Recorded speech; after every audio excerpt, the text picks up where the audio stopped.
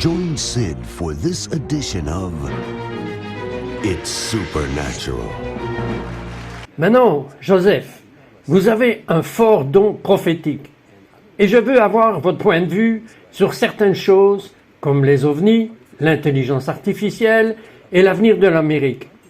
Mais juste avant d'en arriver là, nous enregistrons cette interview fin octobre 2023, donc peu de temps après l'horrible attaque du Hamas contre Israël. Avant que cette attaque ne se produise, à mi-parcours, Dieu vous a donné une parole sur Israël. Qu'est-ce qu'il vous a dit? Ça s'est passé comme ça, Bob. J'étais à Tulsa, Oklahoma. Je prêchais une série de réunions et j'ai dormi une nuit et je me suis réveillé le 16 septembre.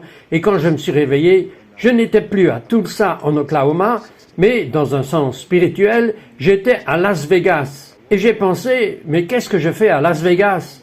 Et la voix de Dieu m'a parlé et m'a dit que ce qui se passe à Las Vegas ne restera pas à Las Vegas. Et j'ai pensé, mais de quoi s'agit-il? De quoi parlons-nous?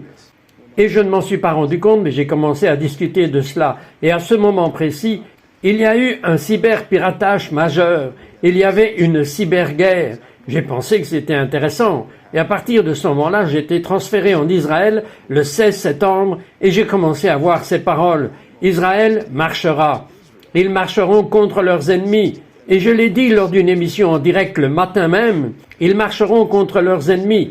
Et ce sera un nouveau précédent pour eux. Ils vont créer un nouveau précédent. J'ai commencé à faire bien d'autres choses à partir de là, mais les deux ensemble, Vegas, ce qui se passe, et ne restera pas là contre Israël, ou les deux ensemble, j'ai reconnu qu'il se passait quelque chose avec ce problème cybernétique. Et je crois que cela s'est répandu, et qu'il continuera à se généraliser. Je crois que cela a même eu un impact sur le dôme de fer lors de l'assaut qui a eu lieu en Israël. Et donc, il y a plus que cela. Mais c'est ce que j'ai commencé à voir, Bob. Oui, c'est incroyable. Dieu vous a montré ça avant. Alors, ok, les ovnis, les extraterrestres, ça existe depuis des décennies. Mais ça retient tellement l'attention en ce moment.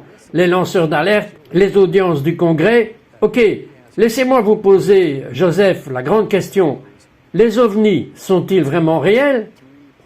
Bien, je vais répondre avec 3 points. Il y a 3 choses différentes que je pense. Il y a beaucoup de choses à discuter, mais je crois que oui, ils sont réels. Mais non, les extraterrestres n'existent pas. Maintenant, beaucoup de gens peuvent dire, bien, comment pouvez-vous dire cela? Je crois que la Bible explique les choses, mais elle n'entre pas dans les détails explicites sur les ovnis réels. Mais je pense qu'il y a 3 choses, et je vais juste les décomposer très rapidement. Numéro 1, je crois qu'il y a la technologie. Nous ne savons pas ce qui dépasse notre compréhension. Les gouvernements sont des agences. Deuxièmement, il y a une chose appelée Project Blue Beam, où ils peuvent diffuser ou projeter des images dans le ciel pour faire croire aux gens un récit, et il y a une technologie à ce sujet dont nous parlons. Et troisièmement, je crois qu'il y a une activité légitime d'entités démoniaques qui se présentent comme des messagers, des anges de lumière ou des ovnis dans le ciel pour inciter les gens à se diriger vers une tromperie des derniers jours.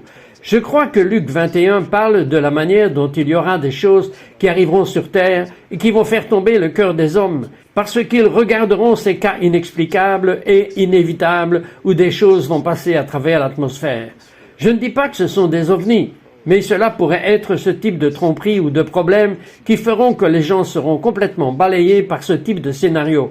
Donc, encore une fois, c'est soit la technologie, soit une fausse diffusion falsifiée dans le ciel, soit, troisièmement, c'est réel, mais le réel est toujours démoniaque. Il n'y a rien de nouveau sous le soleil, et le Seigneur, je crois, veut exposer ces choses pour que nous ne soyons pas à la proie d'une tromperie de la fin des temps.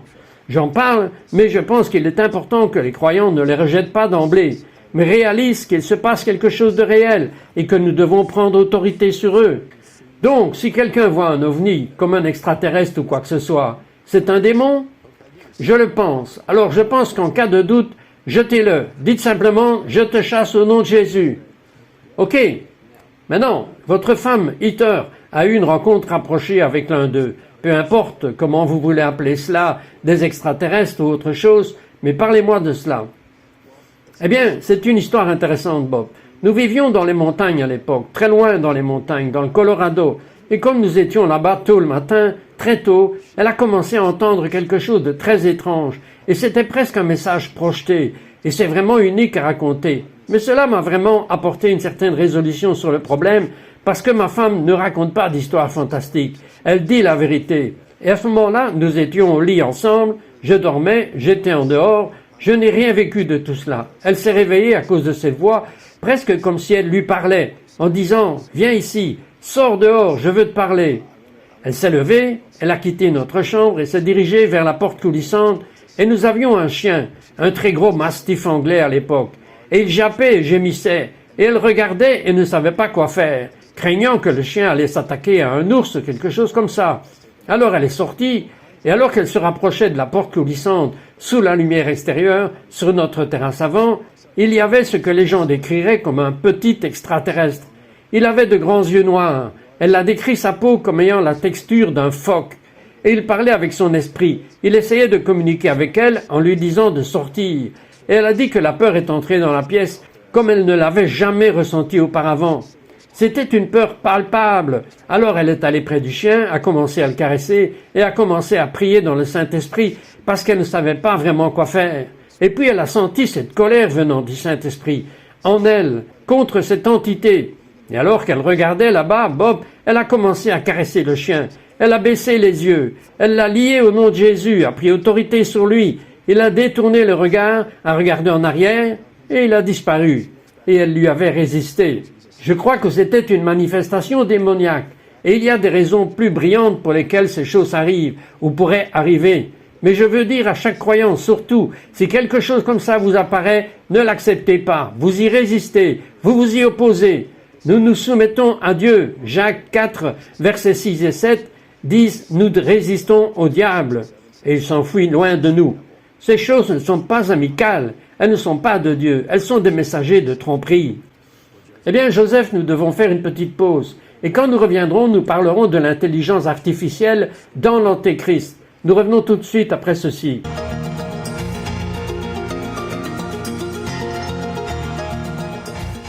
Les rites et les formes ne doivent jamais, écoutez-moi bien, ne doivent jamais dépasser la raison pour laquelle ils ont été donnés.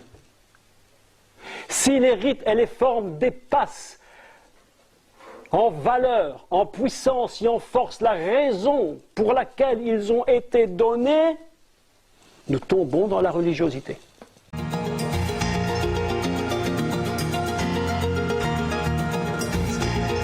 Bienvenue à quelque chose de plus. Bob Deval ici avec Joseph dit « Maintenant, Joseph, nous avons parlé des extraterrestres, des ovnis, mais nous parlons de la façon dont cela fait tellement l'actualité en ce moment, et lors de la grande audience du Congrès.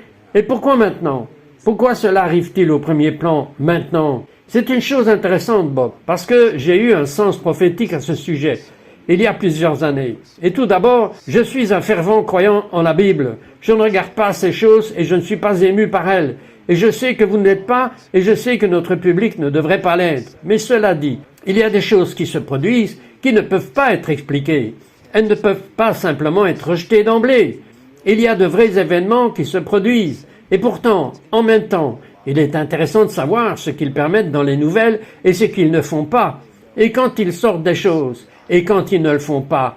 Personnellement, je crois qu'ils ont pris à la fois le côté faux et le côté réel, et ils le font ressortir au moment qu'ils peuvent pour couvrir les gens, comme le candidat Manchou, que nous avons actuellement au siège le plus élevé du pays. Vous savez, j'aime l'appeler ainsi parce que je pense que c'est ce qu'il est. Et je crois que chaque fois que ces choses commencent à apparaître au premier plan, il doit mettre quelque chose de côté et le projeter. Et c'est un mécanisme non seulement pour couvrir les problèmes qui se produisent, je crois que c'est aussi un mécanisme menant à une plus grande tromperie de la fin des temps. Parce que l'une des choses à quoi cela mènera est qu'il y aura soudainement une invasion extraterrestre fausse ou falsifiée. Ou si tout à coup, dans le ciel, tout le monde voyait le même événement et qu'il disait « Mon Dieu, ils sont là, ces choses se produisent ». Et ensuite, il pourrait projeter des sons ou des voix aux gens, il pourrait falsifier le retour d'un faux messie, il pourrait falsifier une invasion extraterrestre, il pourrait falsifier beaucoup de choses différentes, et cela unirait la planète sous un leader mondial. Je crois que c'est une très grande possibilité qu'ils essayent de faire. C'est effrayant, donc c'est une distraction. Mais cela mène à cette grande tromperie.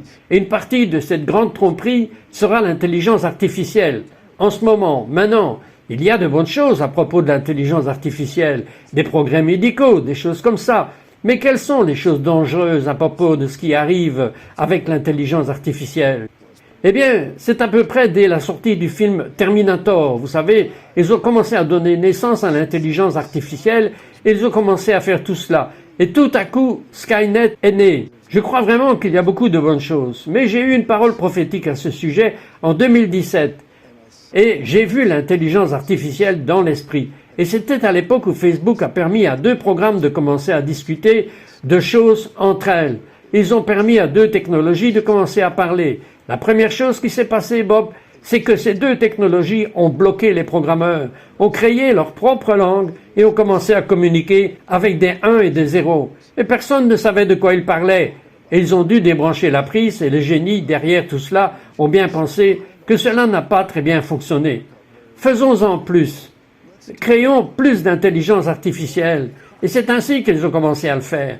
Mais je crois que le programme néfaste derrière tout cela est l'esprit de l'époque qui est en réalité l'esprit de l'Antéchrist, qui pousse un programme pour donner plus de pouvoir à ces choses. Maintenant, le bon côté est qu'ils peuvent trouver des remèdes médicaux. Ils pourraient même être en mesure d'apporter l'intégrité des élections. À travers cela, il y a beaucoup de bonnes choses. Ils peuvent faire des choses scientifiques, des choses médicales. Mais les points négatifs sont qu'à terme, l'intelligence artificielle dirigera notre armée. C'est ce qu'ils disent. Toutes les guerres militaires seront menées par l'intelligence artificielle.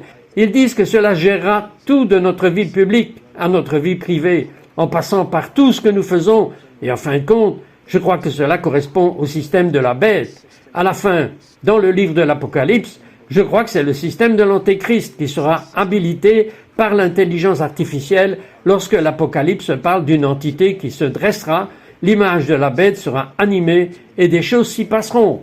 Je crois que cela pourrait être à la fois des réalités augmentées qui entrent dans la psyché des gens, ou cela pourrait être en effet quelque chose qui se produira physiquement, parce que l'intelligence artificielle sera illimitée, et je crois que c'est un faux Dieu, tout comme Genèse 11, Genèse 6, jusqu'à l'Antéchrist.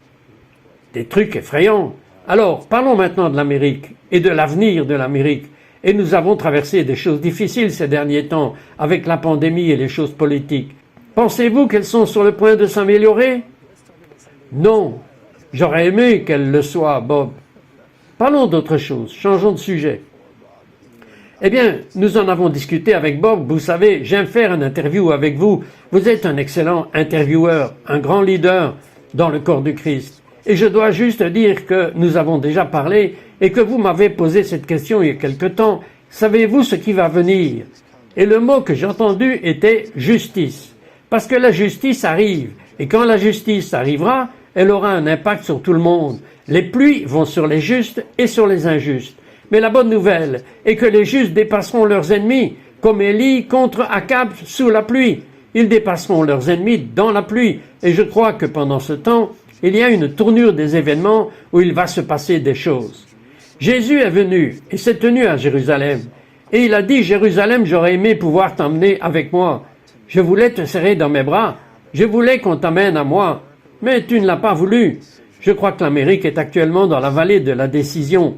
Et c'est l'Ecclésia, l'Église de Jésus-Christ, qui doit se lever et prêcher la bonne nouvelle. Et je ressens toujours un grand espoir au milieu d'une période d'obscurité. Parce que ce n'est pas parce qu'une nation est bien dimensionnée que l'Église ne prospère pas. Cela ne signifie pas que vous et moi ne pouvons pas prospérer et vaincre pendant cette période. Mais il y a bel et bien un temps de justice à venir. Et l'Amérique doit se repentir pour se réparer. Mais l'Église doit prêcher cela et la faire sortir. Et je vous dirai que Dieu prend plaisir à élever les gens dans les ténèbres. Il prend plaisir à faire sortir la lumière des ténèbres. Il est le créateur des chemins. Ok, mettez-vous sur le chemin. Où nous voyez-vous dans la chronologie? Je veux dire, est-ce que nous sommes toujours en train de descendre? Les choses vont-elles empirer avant d'améliorer? Je pense que oui, Bob. Je déteste dire ça parce que je suis une personne très positive. Je suis un patriote. J'aime l'endroit où Jésus vient et que la lumière brille dans les ténèbres. Mais la bonne nouvelle est que lors d'un mauvais jour, Dieu nous a oints pour être les meilleurs. Nous n'avons pas à craindre ce genre de choses Toutes les choses que nous voyons prophétiquement ne sont pas signifiées pour nous effrayer. Elles sont censées nous préparer. Elles sont censées nous faire sortir des ténèbres vers la lumière. Mais je le crois.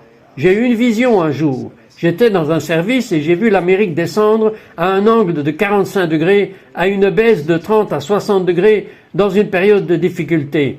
J'ai vu cette saison durer pendant un certain temps, puis je l'ai vu ressortir à 30 degrés dans cette période d'obscurité. Mais il y aura de grands changements, des calamités, de grandes secousses, mais je ne crois pas que ce soit la fin.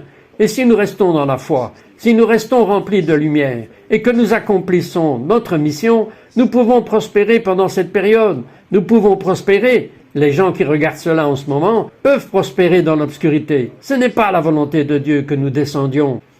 Bien, donc, ce que j'entends dire, c'est que nous sommes en quelque sorte toujours dans cette spirale descendante. Mais il y a de l'espoir. Il y a tellement d'espoir. Oui, nous allons à nouveau faire une pause rapide. Quand nous reviendrons, Joseph a vu cette vision qui implique 10 villes en feu aux États-Unis. Nous revenons juste dans un instant.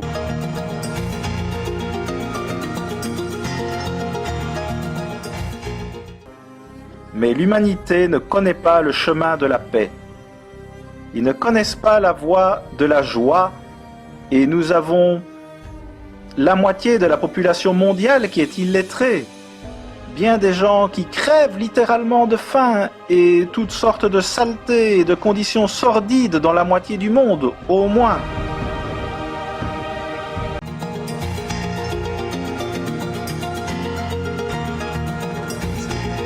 Bienvenue, revenons à quelque chose de plus. Bob Deval ici avec Joseph Z. Joseph, nous allons droit au but. Vous avez vu cette vision ou ce rêve ou quoi que ce soit de 10 villes en feu aux États-Unis ou dans le monde. Qu'est-ce que c'était que ça? En 2020, j'ai vu un certain nombre de choses pendant la pandémie, pendant que je priais, parce que nous avons tous eu le temps en ce moment-là. J'ai vu le mot décapole. C'est un mot que je connaissais. C'est quelque chose dont nous parlons depuis des années. Mais le Seigneur l'a encore mis au premier plan. Pour moi, décapole, cela signifie 10 villes. Et dans ce mot décapole, j'ai commencé à voir 10 villes brûlées. Et je crois que ces 10 villes impliquent les États-Unis. Et regardez, je crois que dans chaque nation, nous sommes très pro-israéliens ici. Mais je sens quelque chose venir en Amérique impliquant 10 villes. Cela pourrait être symbolique ou cela pourrait être très littéral. Et ce que cela signifie pour moi, c'est que parce que nous avons des frontières ouvertes, parce que nous avons tellement de problèmes, je crois qu'il y a des gens ou des cellules dans des endroits de positionnement infâmes qui veulent provoquer la destruction de l'Amérique ou l'intimidation dans les villes qui le permettront. Je le vois venir, mais je crois que nous pouvons nous en détourner. Mais je crois que nous sommes sur une trajectoire vers cela. En parlant de frontières ouvertes et de ce que vous venez de dire, les gens étant en place, l'avez-vous réellement vu prophétiquement comme les bottes sur le terrain des adversaires étrangers aux États-Unis? Je l'ai vu. J'ai vu des adversaires étrangers. J'ai vu des gens. Et nous prophétisons ces choses lors de notre émission en direct du matin. Parce que je vais en direct tous les matins de la semaine et je vois des choses parfois et nous les partageons. Et un de ces matins, j'ai vu cela. J'ai vu des adversaires étrangers, des militaires, des femmes. Je les ai vus debout sur notre sol des États-Unis. Et je parle de gens de plusieurs nations, de personnes différentes, avec un agenda, faire du mal aux États-Unis. Et non seulement je l'ai entendu écraser l'esprit ici, mais je sens que Dieu suscite un soulèvement contre cela dans le domaine de l'esprit. Mais j'ai vu des bottes sur le sol, j'ai vu des personnes physiques dans des endroits à travers l'Amérique, et je crois que cela joue dans ce mot décapole de 10 villes. J'ai de l'espoir en cela, même si Bob, au milieu, je ressens toujours non seulement un réveil, un grand réveil, même en cette période d'obscurité, juste le dernier jour environ, j'ai commencé à ressentir Dieu qui disait qu'il allait provoquer un soulèvement contre cela, parce que l'Ecclésia va tout à fait bien. Laissez-moi te demander ceci. Nous, les États-Unis, avons été un ami d'Israël. Alors, comment notre relation avec Israël affectera-t-elle l'avenir des États-Unis? Mon Dieu, j'ai eu une autre vision à propos de cela, Bob. Je priais en 2020, j'ai vu un ange. L'ange se tenait aux États-Unis. Et le nom de l'ange était rouge, blanc et bleu. Et bien sûr, c'est un symbolisme de vision prophétique. Et cet ange était tout seul, en quelque sorte debout. Puis j'ai vu à sa droite un autre ange qui était blanc et bleu. Et quand cet ange a commencé à avoir une relation ou un respect pour l'autre, tant que l'ange rouge, blanc et bleu avait du respect et de bonnes relations avec l'ange blanc et bleu, les choses étaient préservées, les choses continuaient. Et le blanc et le bleu, bien sûr, sont les couleurs du drapeau israélien, s'il s'agissait d'Israël. Et si les États-Unis rompaient avec Israël, la bénédiction du pacte serait levée. Et je l'ai vu. J'ai donc prié pour cela. Et c'est ce que j'ai vu. Tant que nous traitons correctement Israël, tant que l'Amérique honore sa relation avec Israël, Bob, je crois que nous avons la puissance. Maintenant, Joseph, nous avons parlé de choses effrayantes. Nous avons parlé de ces ovnis, de ces extraterrestres, de l'intelligence artificielle et de la bête, et des frontières ouvertes, et des adversaires étrangers qui sont ici. Mais vous savez, si quelqu'un regarde en ce moment, surtout un croyant, quelle devrait être sa réponse s'il avait peur? Non, il ne devrait pas avoir peur, Bob. Vous savez, ces choses effrayantes arrivent, mais nous savons ce que dit la Bible. Nous n'avons rien à craindre de tout cela. En fait, nous sommes nés pour cette époque. Nous sommes faits pour cette époque. Nous sommes moins pour cette époque. Jésus a dit que dans ce monde, vous auriez des problèmes, mais soyez de bonne humeur, j'ai vaincu le monde. Nous n'avons pas à avoir peur de ce genre de choses. Je crois en fait qu'il est temps pour nous de prospérer et de briller dans l'obscurité. Et donc les gens qui regardent, s'il vous plaît, n'allez pas sur YouTube et commencez à rechercher toutes les choses effrayantes et les théories du complot. Allez dans la parole de Dieu et trouvez cette audace et cette paix qui viennent du Saint-Esprit. Et résistez à ce désordre parce que Dieu vous a oint. S'il ne restait qu'un seul membre de l'Ecclésia sur terre, un seul, s'il n'y avait qu'un seul membre de l'Église vivant, l'Antéchrist ne pourrait pas se manifester. Je crois qu'il ne pourrait pas se tenir debout. Les ténèbres n'ont aucune chance contre l'un de nous. Si l'un de nous est toujours là, les portes de l'enfer ne peuvent pas s'ouvrir. Nous avons juste besoin de savoir que nous devons nous lever pour que nous puissions chacun avoir un rôle très important à jouer. Chaque membre du corps du Messie a un rôle important à jouer. Ok, c'est très excitant. J'aimerais que vous priez maintenant pour ceux qui regardent, et peut-être qu'ils ont un peu peur, et ils ont juste besoin d'entendre que Dieu est avec eux. Ok, je vais vous dire maintenant, écoutez-moi, Jésus vous aime, vous ne pouvez rien y faire, autant vous repentir et vous rapprocher de lui. Ces choses ne sont pas censées vous effrayer, vous êtes loin pour vous préparer aux ténèbres. Vous et le Seigneur Jésus-Christ êtes une majorité contre les ténèbres. Dieu m'en fiche si vous êtes à la retraite, si vous êtes seul, si vous êtes jeune, qui que vous soyez, Dieu est avec vous. Vous n'avez pas à craindre cela. Lors d'une mauvaise journée, vous êtes loin pour être le meilleur qui soit. Alors, je parle de paix et de bénédiction sur vous, pour que le calme vienne dans votre cœur, et un sentiment d'audace et de confiance, comme le Proverbe 31 le dit. Vous pouvez regarder vers l'avenir et rire, parce que Dieu est avec vous, et il ne vous quittera jamais, et ne vous abandonnera jamais. Son alliance ne change pas simplement parce que les ténèbres empirent. La lumière est là. Amen et amen. Amen. Ok, 30 secondes encore. Qu'en est-il de l'ancien président Trump? Que voyez-vous de lui? J'ai eu un moment prophétique fort récemment, Bob. Je priais et j'ai commencé à voir une tornade, ok? Et je vais juste décomposer cela aussi vite que possible. J'ai vu une tornade descendre. J'ai vu les ténèbres. Le Seigneur a dit de ne pas fuir, de courir vers elle. Puis j'ai vu un voile. J'ai vu de l'autre côté de ce voile la saison à venir où un leader fort émergerait. Et quand le leader fort émergerait, il se lèverait et il commencerait à se battre dans les ténèbres et commencerait à redresser une grande partie de ce désordre. Je ne sais pas si c'est lui, mais je sais que j'ai vu cela et j'ai vu la force commencer à surgir. Dieu va apporter une réponse à ce désordre qui se passe et la force est en route. Il y a donc de l'espoir, n'ayez pas peur. Appuyez-vous sur Dieu, entrez dans sa parole. Et s'il vous plaît, si vous ne le connaissez pas encore, ne laissez pas passer un autre jour. Recevez Jésus comme votre sauveur, repentez-vous de vos péchés, faites de Jésus le Seigneur de votre vie et préparez-vous pour le voyage de votre vie. Et rejoignez-nous la prochaine fois pour quelque chose de plus.